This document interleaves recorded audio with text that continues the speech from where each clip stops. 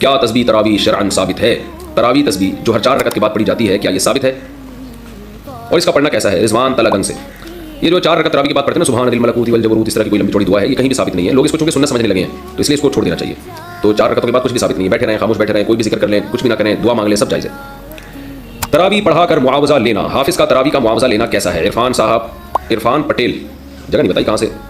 دیکھیں حافظ لوگ جو تراویح کی اجرت لیتے ہیں نا یہ بالکل حرام ہے، ناجائز ہے، اس کے جواز کا کوئی بھی قائل نہیں ہے ہماری رائے میں جو اب تک ہمیں معلومات ہیں. اور اگر کوئی قائل بھی ہو تو اس کی دلیل مضبوط نہیں ہے. خالصتاً قرآن کی تلاوت، نماز میں تلاوت کی اجرت ہے. یہ فرض نماز کی تنخواہ لینا، یہ اس کی جواز کی وجہ کچھ اور ہے. اس کی وجہ یہ کہ فرض نماز شاعر اسلام میں سے اگر امام اپنے آپ کو فارغ کر کے نماز کے لیے فارغ نہیں کرے گا اور تنخواہ کے بغیر، لوگ اس کے لیے آمادہ نہیں ہوں گے، کیونکہ امام کو بھی ظاہر ہے اس کے بھی بچے گھر چلانا ہے. تو وہاں تو ایک مجبوری میں علماء نے اجازت دی ہے کہ پورے سال پوری زندگی فرض نماز کا سیٹ اپ رہتا ہے. تراویح تو فرض نہیں ہے، سنت موقع ہے، اور جماعت تو سنت موقع بھی نہیں ہے، تو جماعت سے نماز پڑھنا کوئی ضروری بھی نہیں ہے، تو اس میں اجرت لینے کا کوئی تک نہیں بنتا.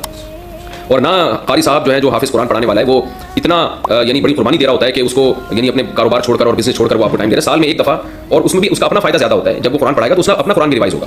اور دوسری بات، قرآن ختم کرنا رمضان میں ضروری نہیں ہے. اگر آپ کو اجرت کے بغیر کوئی قاری مل رہا ہے تو آپ اجرت کے والے کے ساتھ کیوں پڑھا رہے ہیں؟ اور اگر اجرت کے بغیر نہیں مل رہا تو الحمد للہ سے پڑھ لیں تراویح. تو اس لیے اس پر جتنے بھی صحیح مستند علماء ہیں، لوگ فتوے تو لے آتے ہیں، فلاں نے فتویٰ دیا کہ تراویح کی اجرت جائز ہے فلاں، لیکن جو مستند علماء ہیں اور مستند ادارے ہیں دینی ہمارے، ان سب کا مشترکہ فتویٰ یہی ہے کہ حافظ کے لیے، قاری کے لیے تراویح پڑھانے کے پیسے لینا جائز نہیں ہے، حرام ہے، ناجائز ہے. ہاں اگر کوئی ہدیہ کسی کو دے دے تو ہدیہ پر تو کوئی پابندی نہیں ہے، لیکن وہ ہدیہ بھی اجرت کی شکل میں نہیں ہونا چاہیے. بعض مسجدوں میں سب کو پتہ ہے کہ اتنے پیسے یہاں ملیں گے، اگر قاری کو پتہ ہو یہ پیسے نہیں ملیں گے وہ پڑھائے گا ہی نہیں، تو ایسا ہدیہ بھی اجرت ہی ہے، یعنی وہ بھی کمیشن نہیں آتا ہے. تو اس لیے اپنے ثواب کو ضائع نہ کریں.